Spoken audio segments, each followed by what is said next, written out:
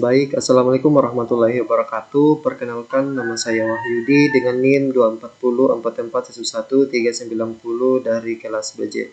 Di sini saya akan mengerjakan tugas mata kuliah saya, yaitu Sistem Basis Data, dengan dosen mata kuliah Bapak Alim Surya S, Eskom MPD.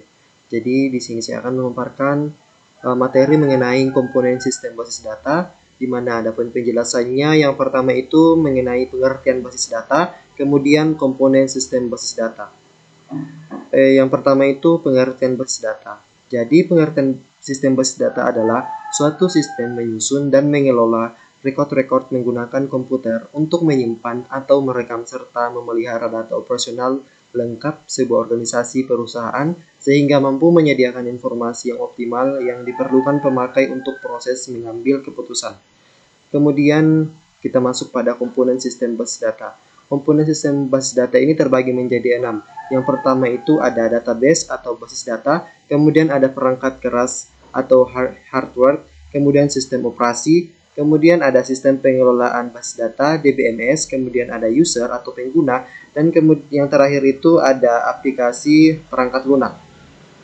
Kemudian kita masuk pada komponen sistem basis data yang pertama itu ada database.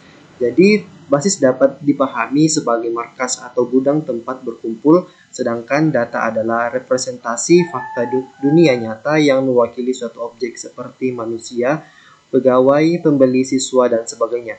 Hewan, barang, peristiwa, konsep, keadaan, dan lain-lain yang diwujudkan dalam bentuk angka, huruf, simbol, teks, gambar, bunyi, atau kombinasinya.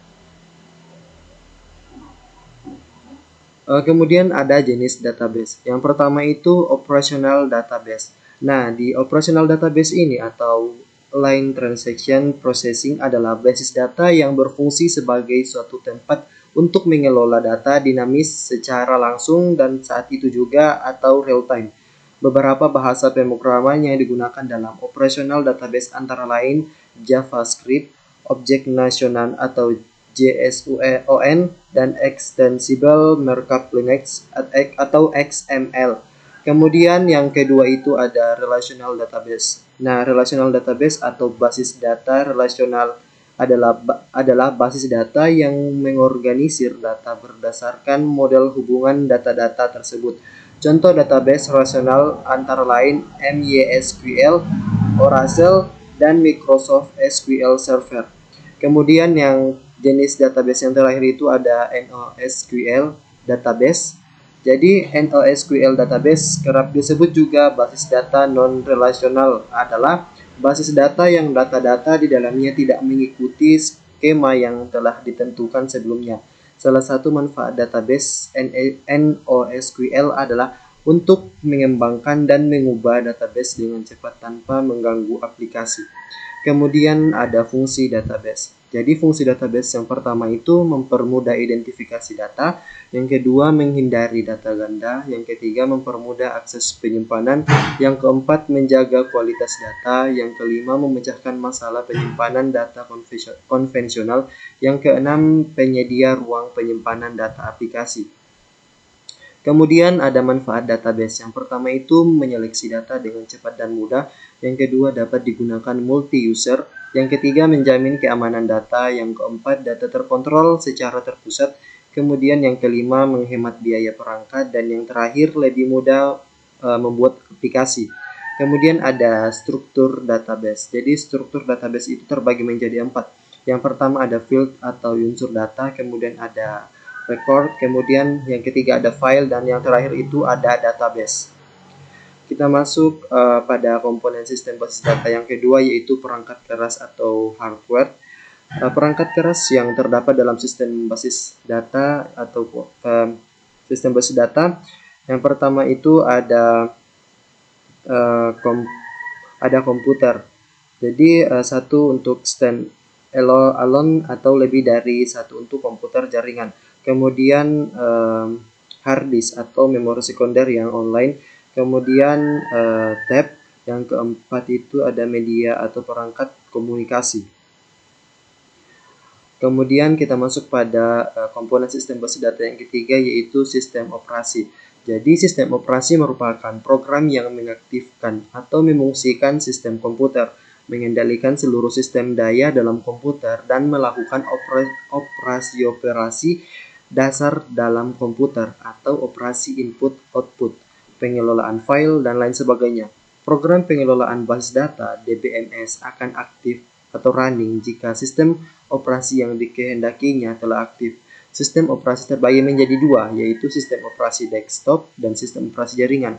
Sistem operasi desktop merupakan sistem yang digunakan di suatu kantor dengan jumlah pengguna yang terbatas, sementara sistem operasi jaringan adalah sistem yang dirancang untuk lingkungan atau perusahaan yang melayani beberapa pengguna dengan bermacam-macam kebutuhan. Kemudian ada tujuan utama dari sistem operasi adalah sebagai pengontrol dalam melakukan program-program pada aplikasi secara umum dan mendasar. Tujuan fungsi sistem operasi yaitu yang pertama, melakukan efisiensi. Nah, sistem operasi bertujuan agar memungkinkan sumber daya yang ada di komputer bisa digunakan secara efisien. Yang kedua itu memberikan kemudahan. Artinya adanya sistem operasi bisa memudahkan komputer digunakan oleh para penggunanya. Dan yang terakhir itu kemampuan untuk berevolusi. Artinya sistem operasi juga menerapkan fungsi-fungsi baru sistem komputer karena sistem operasi bisa disusun dan direncanakan untuk pengembangan atau pengujian yang efektif. Kemudian ada fungsi sistem operasi. Yang pertama itu melakukan booting, yaitu mengelola sistem operasi perangkat. Yang kedua itu manajemen proses. Kegunaannya itu melakukan sistem operasi mengalokasikan ruang untuk mengaktifkan proses komputer, menyimpan dan berbagi informasi. Yang ketiga itu ada loading and execution. Sistem operasi akan memulai dan menjalankan suatu program. Keamanan data. Sistem operasi berperan melindungi dan penggunaan dari serangan siber. Dan yang keempat itu manajemen disk atau yaitu sistem operasi membantu mengelola drive komputer dan membagi disk. Yang kelima itu ada kontrol perangkat. Artinya sistem operasi memungkinkan pengguna untuk mengizinkan atau memblokir akses ke perangkat. Dan yang terakhir itu desain user interface atau UI, yaitu memungkinkan pengguna untuk memasukkan dan menerima informasi atau disebut UI antarmuka pengguna.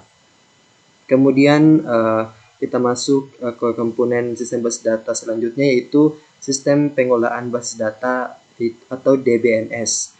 Nah, Database Management System atau DBMS adalah sistem yang digunakan untuk membuat, mengelola, dan mengakses database. Database sendiri merupakan kumpulan data yang terorganisir dan dapat diakses secara sistematis.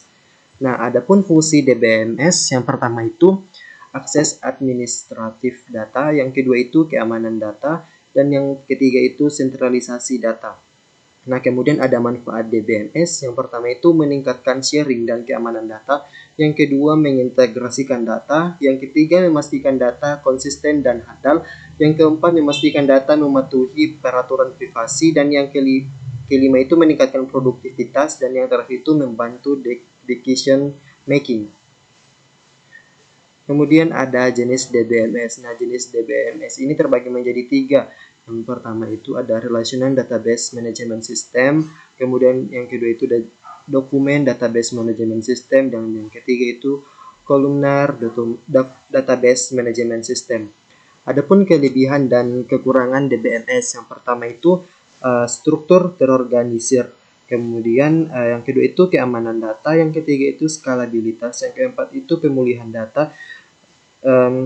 Kemudian kita masuk pada kekurangan DBMS. Yang pertama itu biaya yang cukup tinggi, kemudian kompleksitas, kemudian yang ketiga itu performa.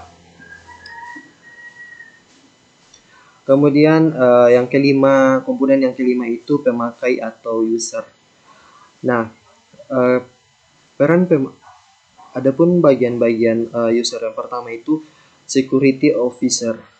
Berperan penting dalam memelihara sistem keamanan suatu database, juga mengontrol hak akses bagi user, mendaftarkan pengguna database. Kemudian yang kedua itu database administrator. Database administrator memiliki tanggung jawab untuk memonitor siapa saja yang mengakses database, menjurnal semua operasi dalam pemakai suatu database.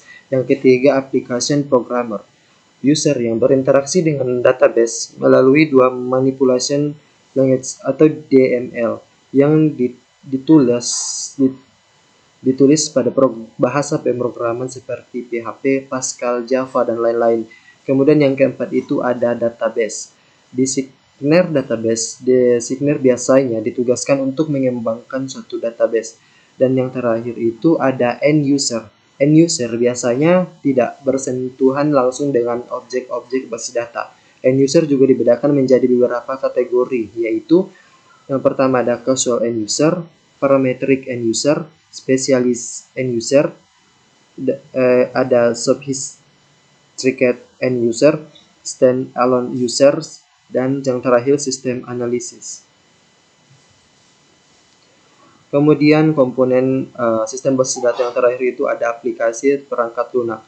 Perangkat lunak pelengkap yang mendukung basis data bila memang butuh dan mau bisa digunakan, dan jika tidak perlu digunakan. Perangkat lunak ini bersifat opsional seperti Crystal Report untuk desain pelaporan informasi. Software pendukung ini juga sangat banyak, dan beberapa diantaranya yang high level ialah Microsoft SQL Server, Oracle, XBase, dan MySQL. Nah, itulah tadi pemaparan materi saya mengenai komponen sistem basis data. Semoga apa yang disampaikan dari saya dapat dipahami. Sekian dan terima kasih. Wassalamualaikum warahmatullahi wabarakatuh.